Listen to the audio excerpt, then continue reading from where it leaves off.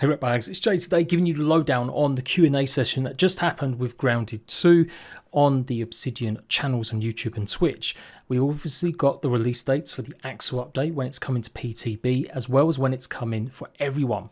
So I did that video, but like guys, I said I would try to take a deeper dive because I frankly missed it. I got the times wrong. I thought it was starting like an hour later and suddenly, nope, I'd missed it because I was having a nap. But I've literally just played the Q&A stream at 1.5 times speed, and here's all the info you need to know about it. And if you've missed the release date, it's coming to PTB, which means you can access the game via its beta on Xbox Insider Hub or in properties on beta on the 16th of September, or just wait until the 30th of September and then it will go live for everyone. I'm going to do a video showing you guys how to access the PTB on the Xbox Insider Hub and on Steam, but honestly it's super simple. Just go and look up the app on the Xbox Store, download it, and then on the 16th it should pop up with the option to join the world. Your saves should be okay, but try and make some spare copies if you can. And just note that if you do join it, you won't be able to leave it until the update goes live for everyone, because that could mess with your saves and stuff. And best advice is always to play a new game or creative mode, not maybe your real world, just in case there are some bugs and stuff they have to change that could impact your actual full game. And yes, we're going to talk about leaks because the devs addressed it and I felt very seen indeed. So I actually went back and made all of these notes in my Discord. Come and join it. I'm going to keep this up to date with any relevant information. We were using it for a bit of fun about when the Axel update would actually drop. Big shout out to Apex Predator. He's going to get himself a $10 gift card from me. But yeah, come and join and I'll do this more often. Any Q&As, I'll recap everything in this channel. So make sure you come join Discord to see all sorts of stuff, leaks, talk about base designs, maybe even real life bugs and more. There's loads of cool stuff going on in my Discord, so come and join. So, right now, at the moment, I'm going to show it on screen as I talk about it. Playgrounds in Winter Update, all functionality will be there, but newer stuff maybe not at launch. They definitely want to add new stuff, but they want it really earlier to give people stuff to do, and they may add their own maps more. So that means that they probably will start creating some. They did make some themselves. They made one like was based on an arena fighting bugs, like kind of a horde defense mode, but no one ever really played it because they didn't have the other system where you could search for the playgrounds. You had to just know that code.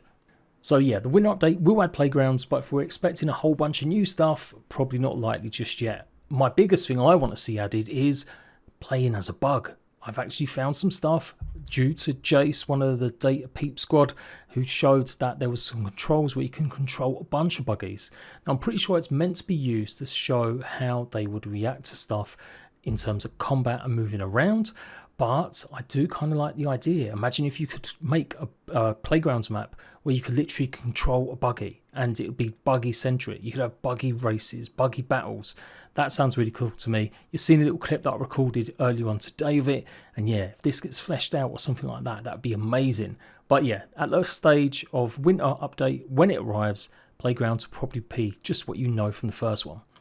Boss faces are going to continue with future fights, but never sort of Elden Ring style. Like, they want there to be phases, they want the boss fights to be interesting, but they don't want to make it so hard that people rage quit the game.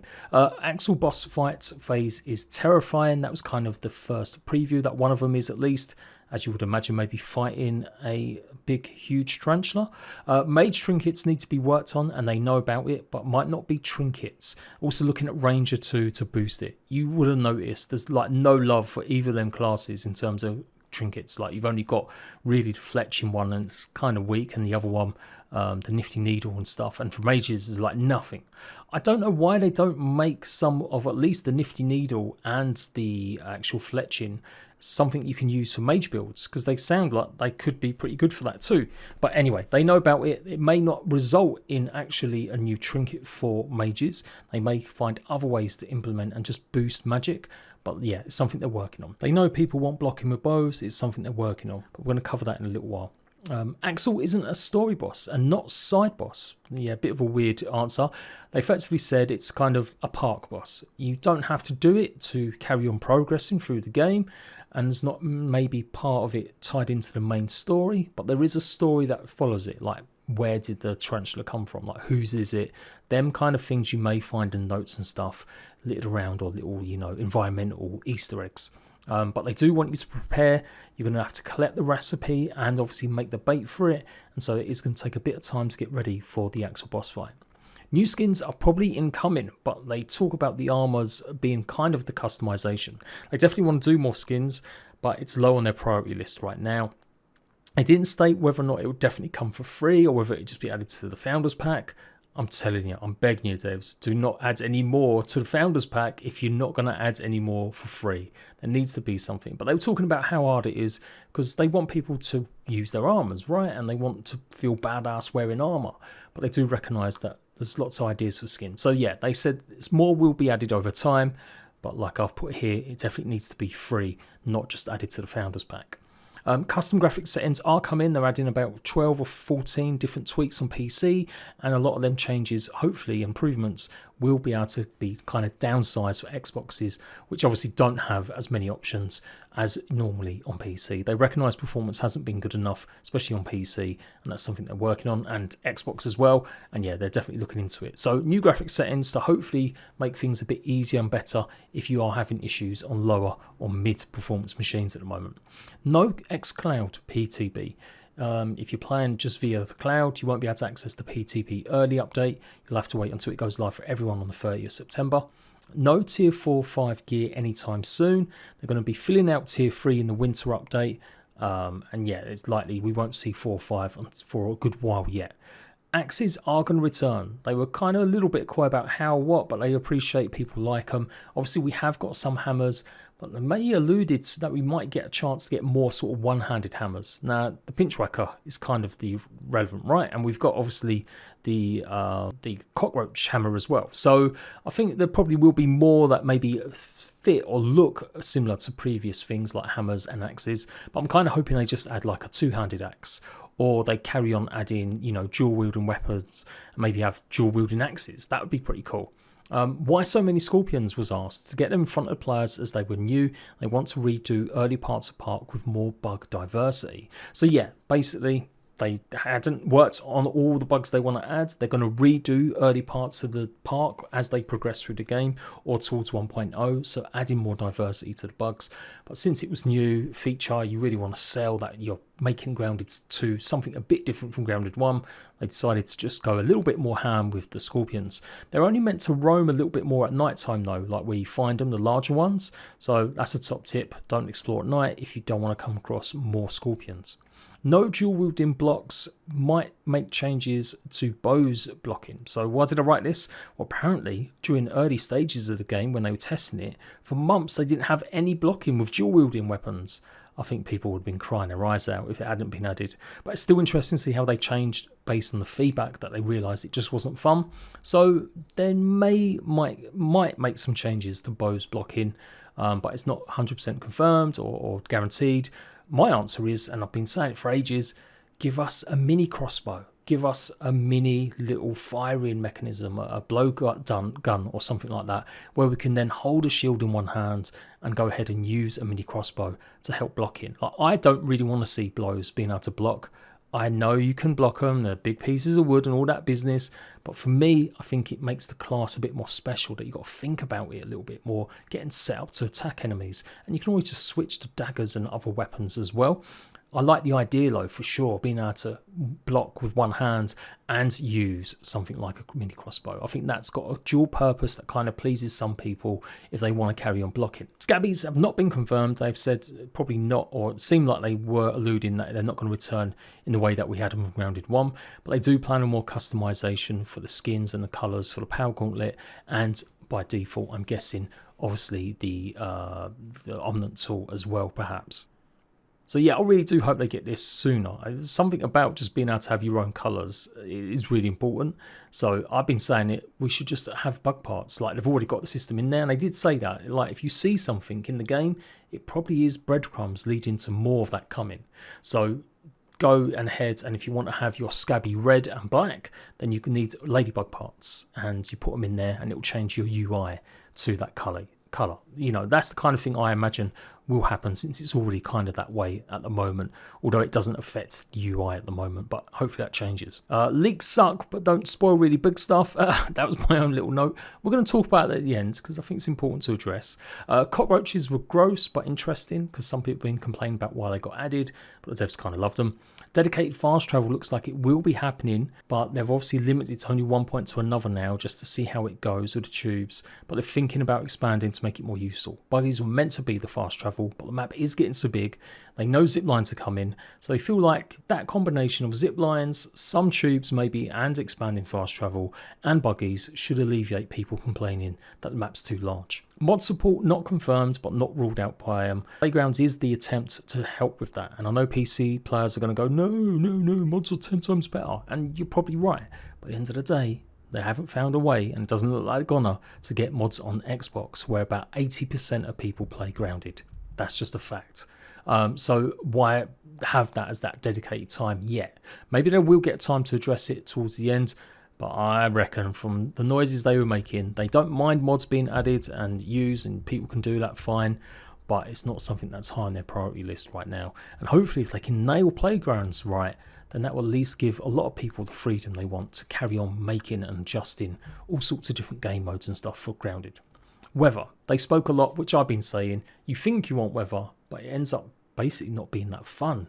You'll have these raindrops falling down, and then what, you get killed, or you've got to wait inside for 20 minutes to stop raining. Exactly sort of Marcus's words, and that's exactly what I've been saying for ages.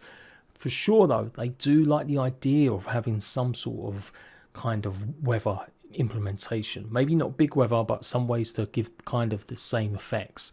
So maybe that will be, like you guys have been saying, the sprinklers, and that would cause some raindrops to fall. I wouldn't mind that as a visual thing, that'd be great. Or some other people have always been saying as well, like flooding places, that'd be amazing.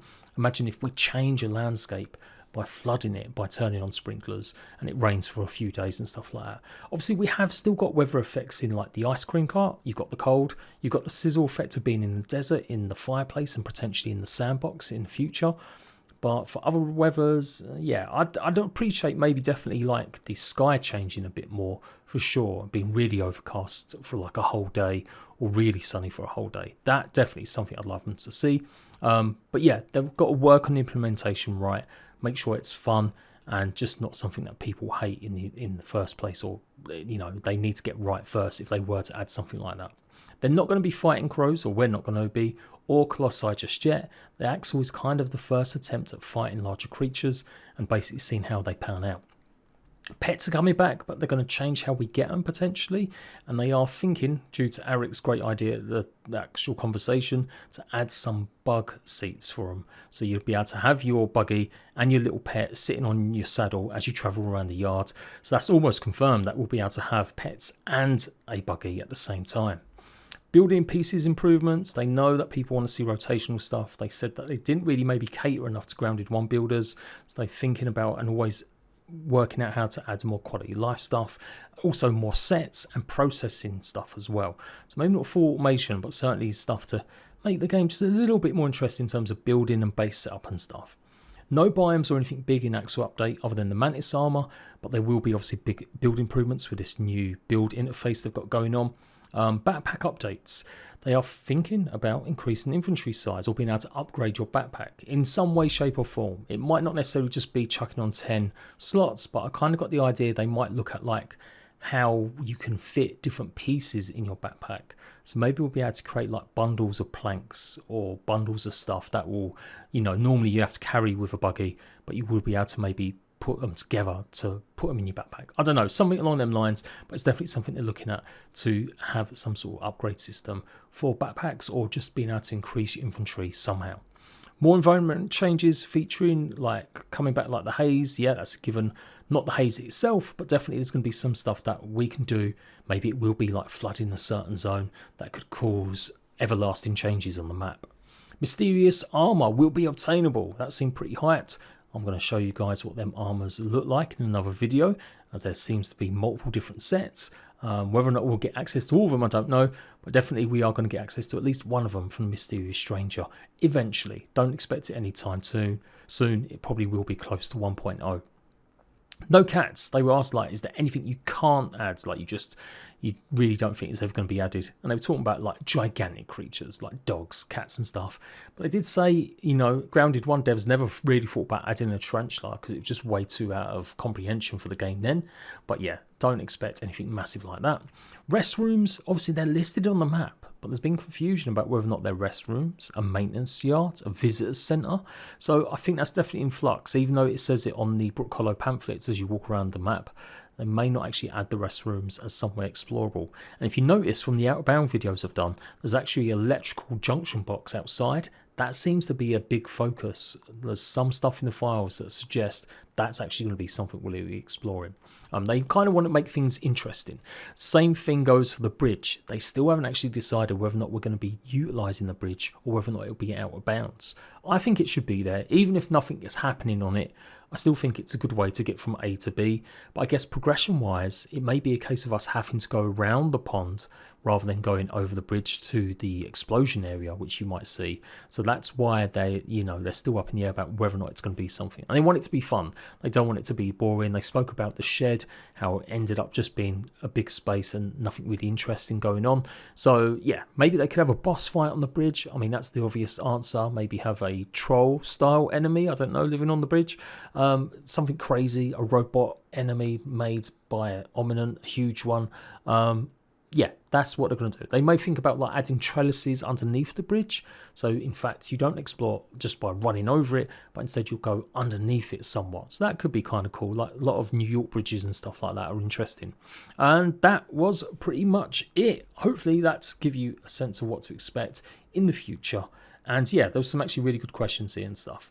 So what about these leaks? I felt seen for sure, because literally the devs must have been watching like every video I've done, but I'm not the only one. There has been actually much worse leaks going around, that they stole a lot of the stuff that we tried keeping a little bit more secret and hidden in my Discord, but some numbnuts have gone and just out there to get views of the day on TikTok and stuff.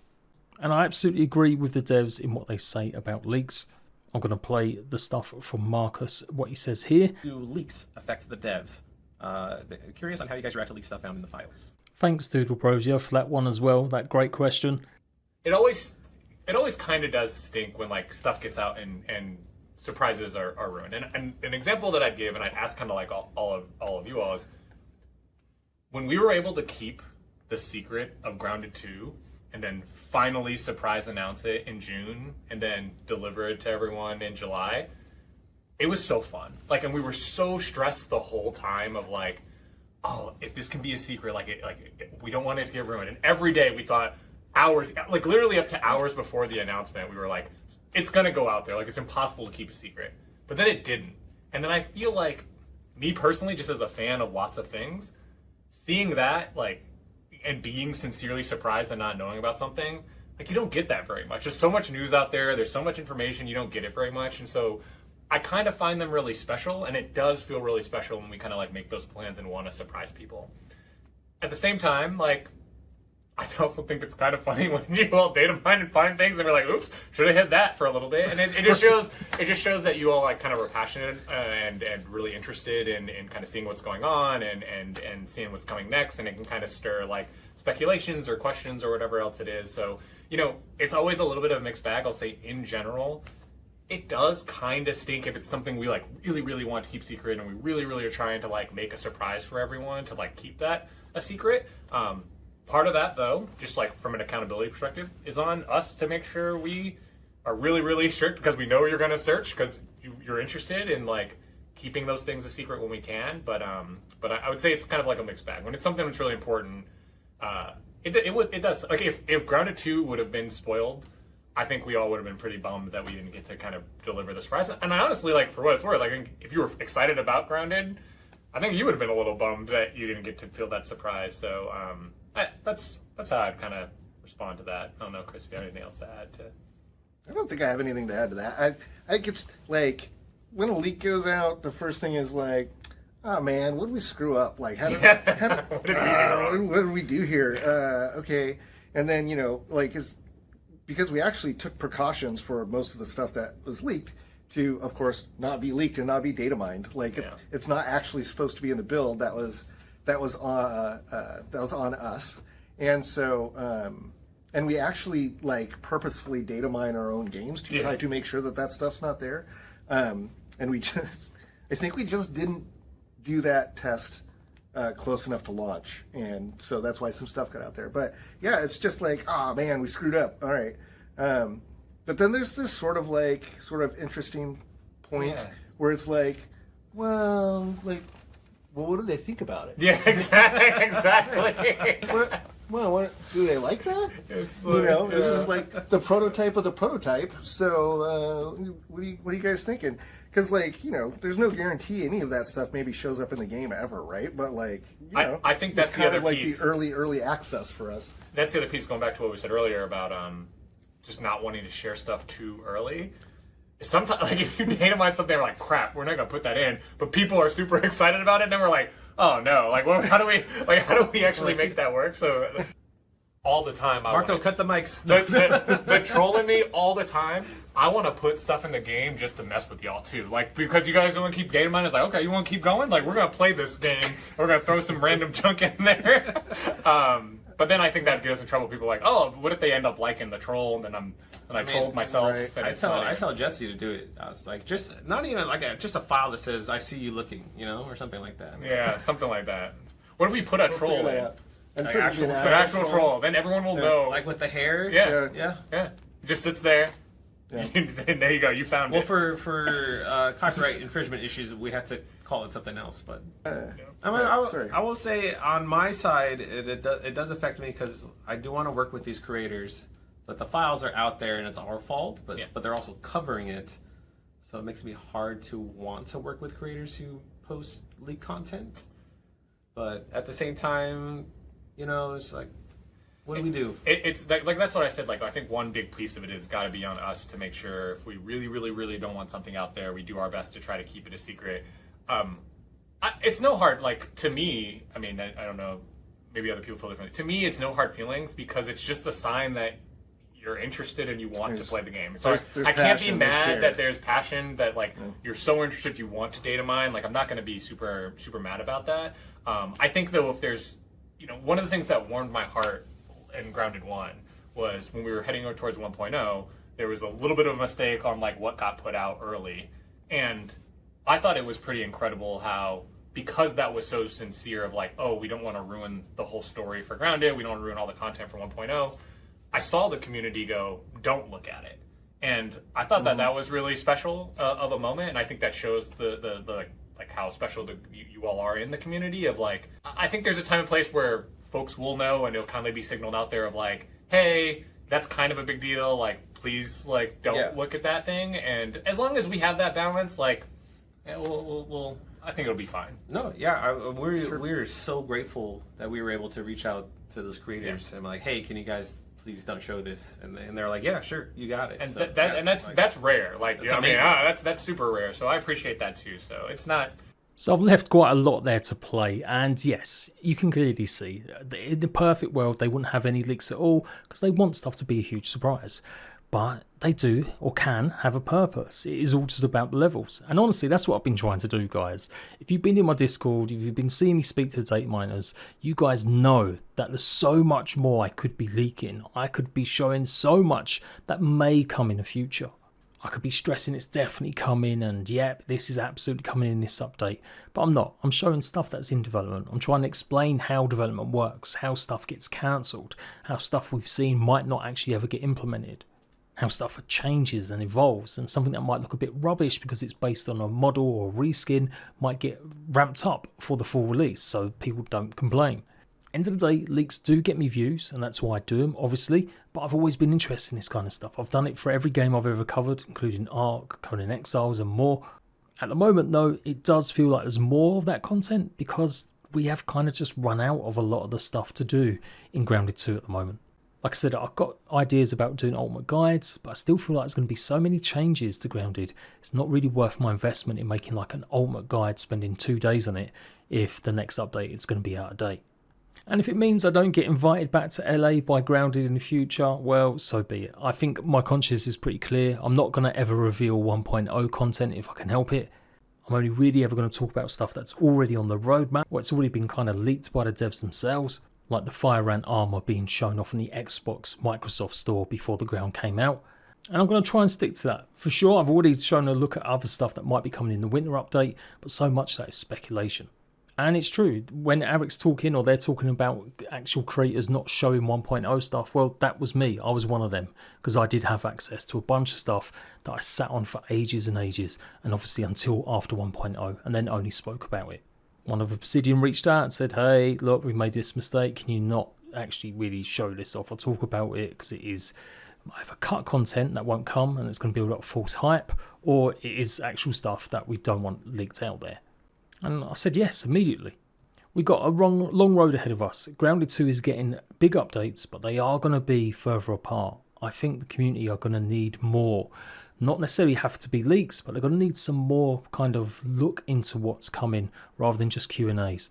Like, these are great, don't get me wrong, but I think this time they start ramping things up a bit, start adding features about stuff that could be coming in a bit more, or talks about specific stuff. Show some of the bugs that you've already got listed on your roadmap, how they're progressing. Not every single thing needs to be a complete surprise. You look at other games like Valheim that have teased a few bits and bobs for their updates, and it's always been amazing still when the update dropped, even though they've gone and shown a few bits in concept art or pictures of stuff that's incoming. That's what Grounded 2 needs to do more to keep players happy, creators having some content to cover, so that some creators at least aren't going to go and spoil absolutely everything the minute they can. So yeah, if you don't like leaks, I've took it on board. I'm really trying my best to make sure that the thumbnails are somewhat, maybe a little bit more vague.